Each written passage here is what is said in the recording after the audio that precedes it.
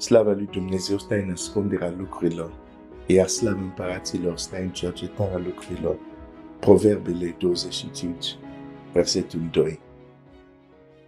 Chiar acest verset ne spune că totul nu este pus pe o tavă, ca să zic așa, și vezi totul așa, aliniat într-o tavă în Scriptură.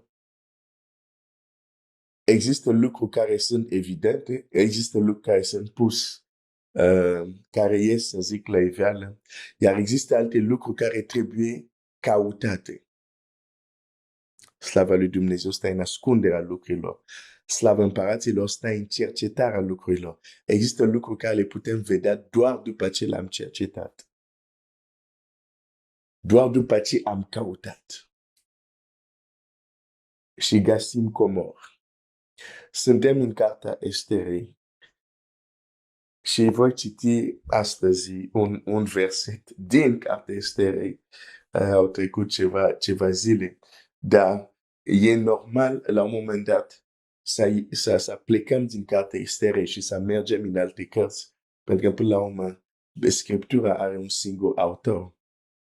Și unii teme sau subiecte sau adevăruri care sunt aici în cartea Esterei, le mai găsești, te duci în cartea, nu știu, Împăraților, le mai găsești în Evanghelie, poate le mai găsești în Geneza și de asta e bine să navigăm, ca să spun așa, în Scriptură. Deși studiem cartea Esterei, mai mergem în alte cărți ale Bibliei.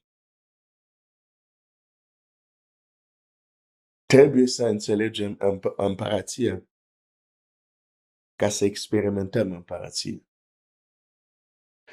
În seara asta, de exemplu, o să fie timpul de rugăciune online și te încurajez să te uiți, deși spun ciudățeni, uneori, între ghilimele ciudățeni, adică lucruri care poate nu sunt neapărat obișnuite, dar sunt acolo în Scriptură.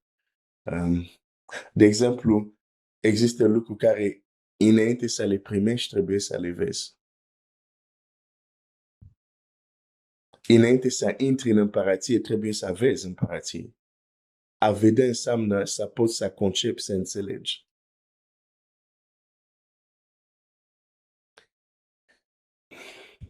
O să postez mai târziu când o să fie linkul, să zic, linkul pregătit și gata. Dar avem nevoie să vedem împărația pentru a trăi împărația. Să vedem cu ochii minții și de aceea studiem această carte a Esterei.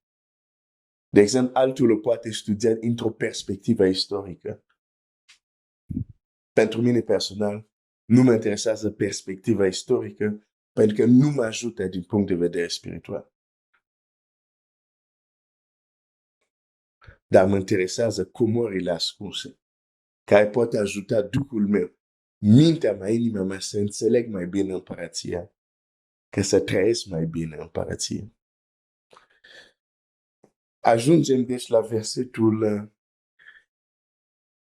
12, Estera 1, 12. Da, suntem încă la capitolul 1. Dar înainte, suntem totuși la versetul 12. Chiar azi e prima zi, o prima zi a unei o nouă lună, se zice așa. Dumnezeu să te binecuvinteze și în această lună să te ajute să descoperi cum să înțelegi mai bine împărația lui, să trăiești lucru care El a plănuit pentru tine, să te ajute tu să fii mai aproape de Dumnezeu. Estera 1, 12.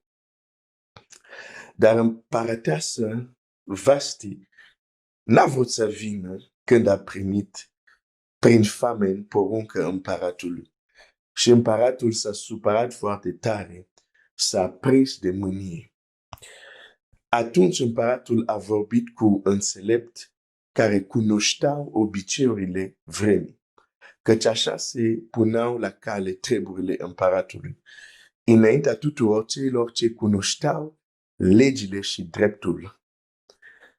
Avea lângă el pe Carșena, pe Șetar, pe Admata, pe Tarsis, pe Mereș, pe Marșena, pe Memucan, 7 domnitori ai Persiei și Mediei, care vedeau fața împăratului și care avea locul întâi în împărăție. O să mă opresc aici și avem câteva lucruri importante de văzut aici.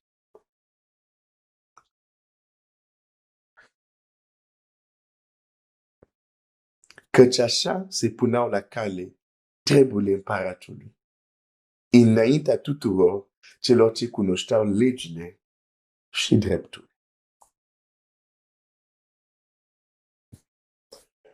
Există un mod de a pune la cale treburile împăratului. Pavel zice, când eram mic, gândeam ca un copil, vorbeam ca un copil. Când m-am făcut mare, a dispărut ceea ce era al copilului. Când eram mic, aveam, să zic așa, pentru cei care de mici au fost expus la cuvântul lui Dumnezeu și au crezut în Dumnezeu, când eram mic, aveam așa o anumită imagine, cine e Dumnezeu? E Dumnezeu care a creat totul, în jurul sunt niște îngeri și avem așa o imagine care pentru mine, adică când mă gândesc cum mă gândeam eu la Dumnezeu când eram mai mic, e chiar o caricatură ce avem. Nu era nici pe aproape a ceea ce de fapt este real. Era o caricatură. Dar pentru mintea copilului meu, caricatura respectiv m-a ajutat să înțeleg există un Dumnezeu care a creat totul, e deasupra tuturor, are îngeri care îi slujesc și noi suntem oameni, suntem pe pământ. Da? Simplu. Dar e mult mai complex decât atât. Există o modalitate prin care un împărat domnește sau conduce treburile sau afacerile sau lucrurile în împărație. Căci așa se puneau la cale treburile împăratului, așa cum. Și Biblia ne spune. Înaintea tuturor celor ce cunoșteau legea și dreptul. Deci exista niște întâlniri speciale unde se puneau la cale treburile împăratului. Și în întâlniri respective nu era doar împăratul, veneau la această întâlnire anumiți oameni deosebit, niște domnitori, în cazul de exemplu lui Ahasveros, erau niște domnitori, niște oameni cu poziții în împărație. Biblia zice care vedeau fața împăratului. Interesant. Care vedeau fața împăratului. Din nou aici, când zice care vedeau fața împăratului, se referă, aveau un acces special.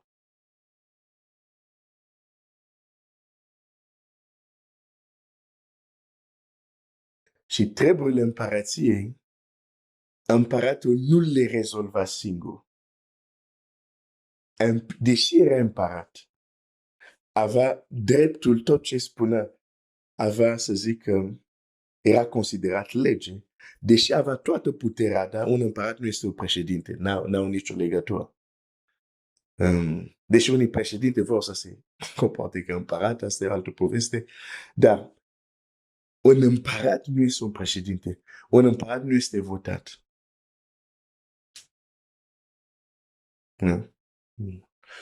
Un împărat nu, dacă vrea să otărească o lege în țara lui, nu zice, hai să facem un referendum. Nu.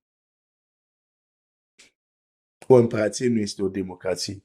Noi trăim în democrație. Și din păcate vrem să aplicăm principiile democrației în împărația lui Dumnezeu nu funcționează. Deci, deși este împărat, are toată autoritatea. Treburile lui, el nu se hotărăște singur, implică și pe alții. Alții care sunt domnitori, alții care au poziție și o importanță, dar care au și putere, au și înțelepciune. Erau domnitori, aveau autoritate, putere, cunoșteau legile, erau și înțelepți.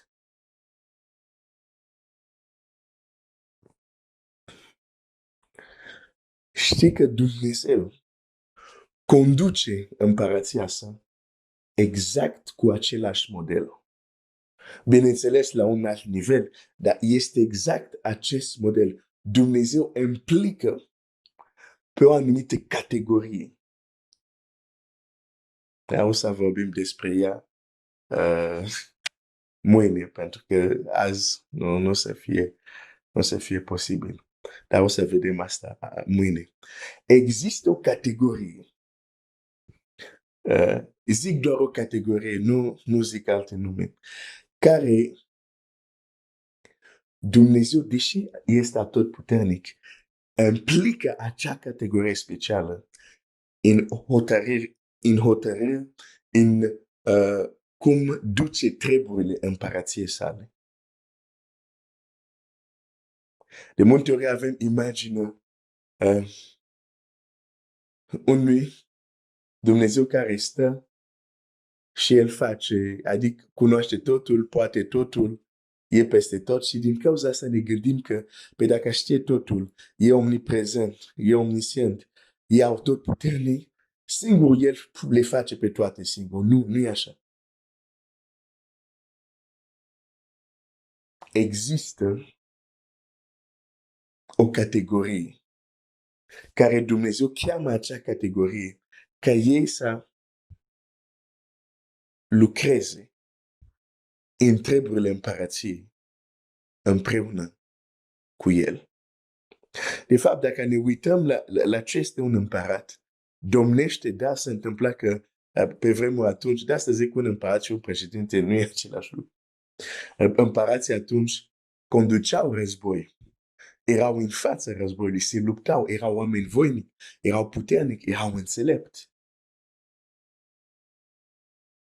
Și totuși, de multe ori, nu erau ei care executau hotărârile lor.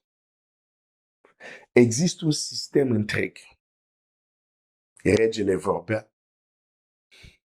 și era un sistem întreg, dar dacă pot, adică pentru a simplifica, poți să spui, era guvernul lui care se ocupa care se ocupă să fie executat ce zicea împăratul. Dumnezeu nu conduce lumea singur.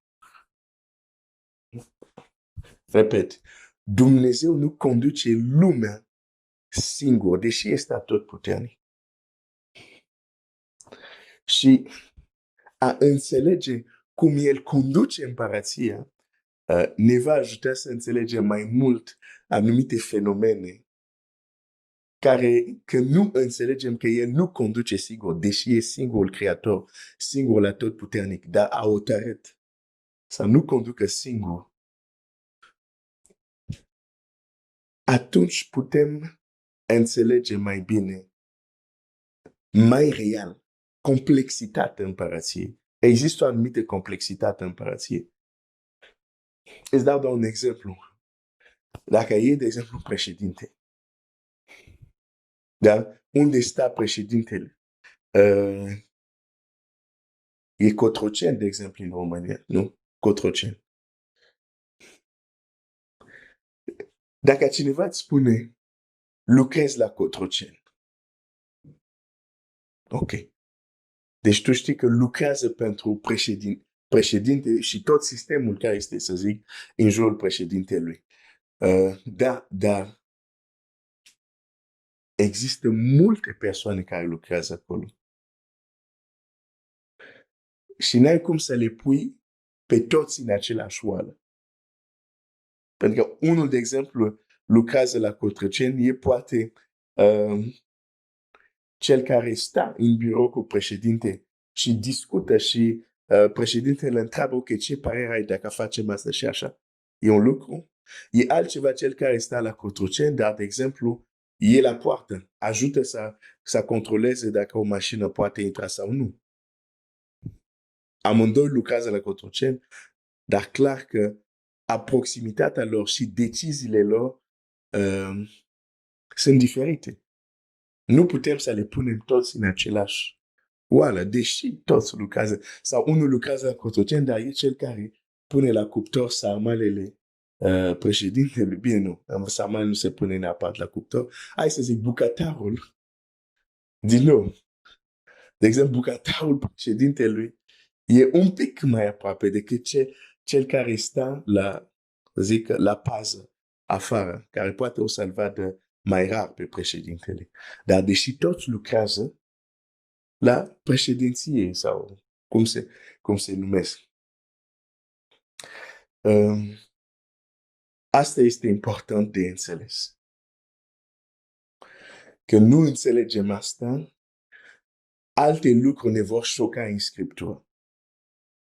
Sunt lucruri când le vedem în Scriptură, dacă înțelegem cu adevărat ce zice textul, o să fim șocat.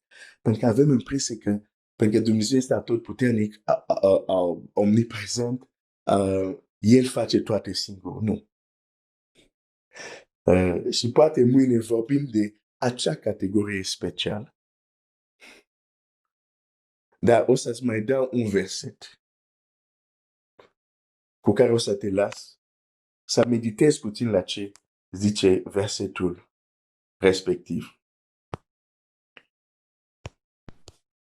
Hai să citesc. Coloseni 1 cu 16. Coloseni 1 cu 16. Uite ce spune. Pentru că prin El, da? Vorbi de Domnul Iisus. Dacă citești mai sus, o să vezi. Pentru că prin El au fost făcute toate lucrurile care sunt în ceruri și pe pământ. Cele văzute și cele nevăzute. Și fii atent ce vine acum. Fie scaune de domni, în franceză zice tronul. Fie scaune de domni, fie dregători, fie domni, fie stăpâniri, toate au fost făcute prin El și pentru El. Și primul lucru care începe este asta. Fie scaune de domni, tronul.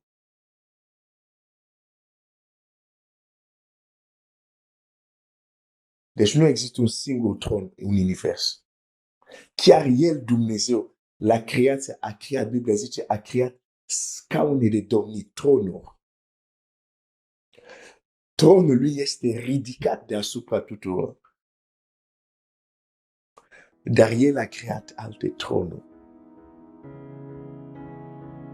Pentru că a hotărât să nu conducă împărăția singur. O să mă opresc aici azi dimineață. Dumnezeu să te binecuvinteze.